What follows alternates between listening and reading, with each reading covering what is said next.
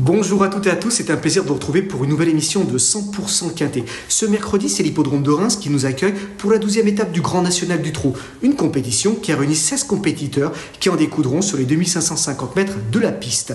Des compétiteurs bien connus des turfistes. Ils seront 11 à s'élancer du premier échelon et les 5 plus argentés seront contraints de rendre la distance.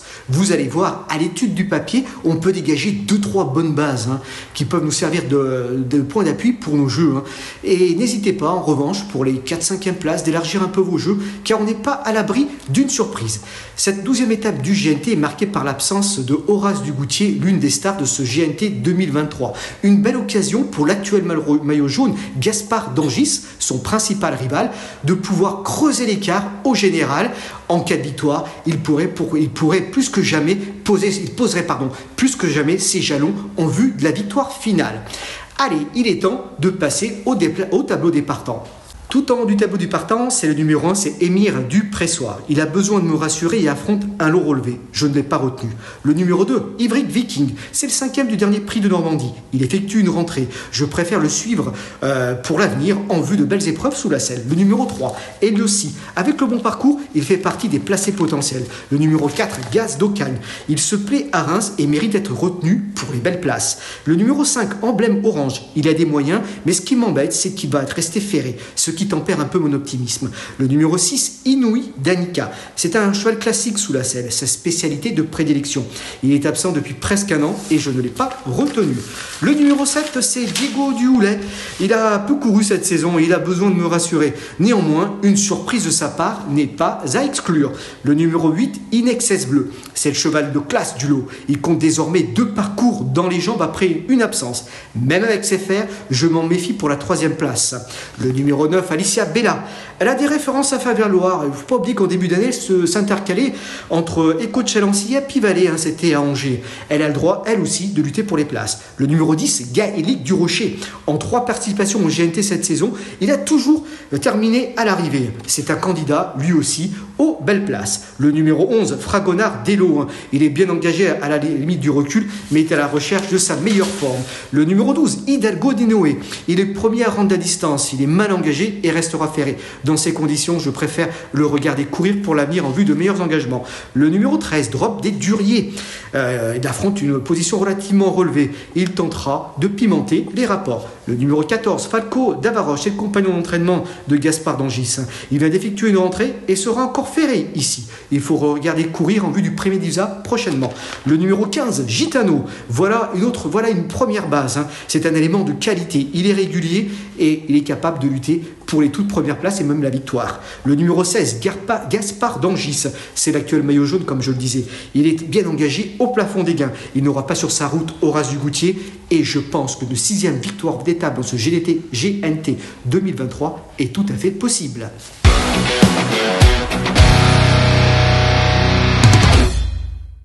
Allez, il est temps de passer au papier. Tout en haut de ma sélection, j'ai retenu Gaspard d'Angis, c'est le numéro 16.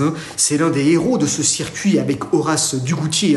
L'un et l'autre ont remporté chacun 5 victoires d'étape. À eux deux, ils totalisent 10 succès d'étape en 11 à ce jour. 11 étapes de ce GNT qui sont disputées à ce jour. C'est énorme. Gaspard d'Angis vient de s'imposer consécutivement à Saint-Malo et au Mont-Saint-Michel. Et d'ailleurs, on a une course référence à vous proposer. Lors de sa victoire au Mont-Saint-Michel, il a réalisé un truc car il a été contraint de voyager durant tout le dernier tour à l'extérieur, le nez au vent, mais malgré tout il a réussi à venir régler assez sûrement à la fin Fanatic Flash qui n'a pas amusé le terrain. La 4e place revenait à Gaëlic du Rocher qui l'avait pisté durant le dernier tour, qui s'est bien comporté jusqu'au bout. La 5e place à Inexcess Bleu qui est venu terminer de prometteuse manière pour son 2e parcours de remise en route avec ses fers à la 5e place. Alicia Bella terminait 8e, Hidalgo de Noé 9e et Falco d'Avaroche était non placé. Une performance relativement révélatrice car ce jour-là, il battait, dans ces conditions, en voyageant le nez au vent, le record de la piste du Mont-Saint-Michel. Il trottait une 11-4, ce qui n'est pas rien. Franchement, il est tout à fait capable de pouvoir une nouvelle fois jouer un très bon rôle à l'arrivée, même en rendant la distance, même si on sait qu'il n'est jamais évident de rendre la distance sur un petit anneau comme Reims. Rappelons que la piste fait un peu moins de circonférence de 1200 mètres. Donc c'est quand même quelque chose C'est pas toujours évident, mais il a tellement de qualité qu'il est capable de pouvoir une nouvelle fois créer l'exploit. Hein. C'est un élément qui est au sommet de son art, il est meilleur que jamais et sincèrement, il est tout à fait capable de pouvoir épingler une 6e victoire d'étape dans cette compétition. Je le retiens très haut dans mon pronostic, c'est le favori logique. Qui pour le contrer, je pense à Gitano. Hein. C'est un élément de qualité. Hein. Il va participer pour la première fois de sa carrière au GNT et avec des ambitions, j'ai envie de dire. Hein. On pourrait assister à un joli duel entre Gaspard d'Angis et Gitano justement. Les deux ont eu l'occasion de s'affronter une seule fois. C'était en mars 2020 et Gitano s'était imposé ce jour-là face à Gaspard d'Angis qui prenait la 6e place, si je me souviens sont exacts. Hein. Il peut y avoir de la revanche dans l'air, bien évidemment, de l'eau a coulé sous les ponts depuis le temps. Évidemment, Gaspard d'Angis a bien évolué. Et c'est vrai que Gitano est un élément de qualité. Il ne faut pas oublier qu'à l'âge de 5 ans, il terminait 3e au niveau semi-classique.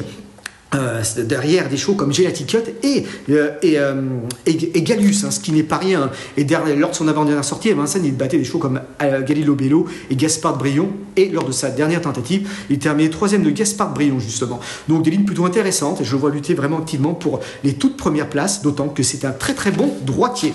En 3e position, j'ai placé In Excess Bleu, qui n'est pas le premier venu. Pour moi, c'est le cheval de classe du lot. Hein. Après 2 parcours de remise en route, il vient très bien courir, comme l'a montré l'épreuve référence. Hein. Il vient de terminer tout 5e de l'étape au Mont-Saint-Michel. Il était ferré. Il restera ferré une nouvelle fois. Hein. Laurent Brivard a déclaré dans nos colonnes, c'est vrai que même ferré, il est tellement doué qu'il est capable de jouer un bon rôle, hein. Même s'il ajoute que peut-être le petit anneau de Reims n'est peut-être pas fait forcément pour l'avantager et qu'il gardera encore ses fers. C'est vrai qu'il gardera ses fers en vue de son prochain objectif, le 17 octobre, le 27 octobre, pardon, à Vincennes, le prix Pierre Van Troyen, un groupe 3. Hein. Là, il sera mis en mode compète, hein, sans ses fers. C'est vrai qu'entre-temps, il peut bien faire. Alors, sachez que pour participer à ce groupe 3, il ne doit pas terminer dans les 2 premiers dans cette compétition. Eu égard à l'ensemble de ces éléments, tout de même, on peut le voir terminer sur le podium à la 3e place. En 4e position, j'ai placé Gaëlic Durocher, hein, c'est le numéro 10. Hein. Il est bien engagé au premier poteau. Il a participé à 3 étapes du GNT et à chaque fois, il a terminé à l'arrivée. Hein. Donc c'est quand même dans cette catégorie, il est hautement confirmé. Donc moi, je lui accorde crédit. D'ailleurs, j'ai un petit chiffre à vous proposer à Reims sur ce parcours. Il compte un succès et 2 premiers accessites, soit 100% de réussite à l'arrivée, ce qui n'est pas rien, c'est quand même des chiffres relativement révélateurs.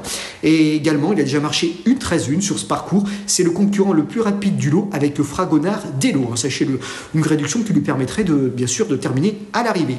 En 5e position, j'ai placé un autre cheval qui se plaît justement sur ce parcours, il s'agit de Gaz d'Ocagne. Gaz d'Ocagne, c'est un très bon droitier, la corde à droite va vraiment l'avantager et franchement, il a compte 2 succès sur ce parcours-là, en 4 sorties, donc 50% de réussite à la gagne, ce qui est pas mal. Et moi, je le vois vraiment participer à l'arrivée Gaz d'Ocagne. Voilà donc pour mes 5 premiers qu'on va récapituler dans la rubrique Notre choix.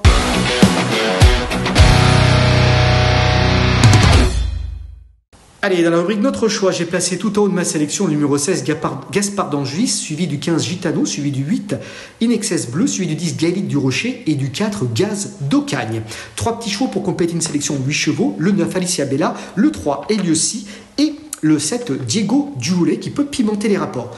Un petit cheval du jour à vous proposer, on reste à Amiens, c'est au monté dans la 507, je vous propose Ritz Gasby AS, c'est un élément d'origine germanique qui ne cesse d'aligner les bonnes performances au monté, il sera de retour en France avec des ambitions, il sera déféré des postérieurs ce coup-ci et je le vois jouer un bon rôle à l'arrivée, je le vois bien monter sur le podium, donc n'hésitez pas à le suivre, ce Ritz Gasby AS. Et bien écoutez, je vous remercie pour votre fidélité et je vous dis à très bientôt pour une nouvelle émission de 100% Quintet. Merci à vous d'avoir suivi cette vidéo. Alors pour vous abonner à notre chaîne YouTube, c'est ici. Et pour suivre encore plus de vidéos Paris Turf, c'est de ce côté.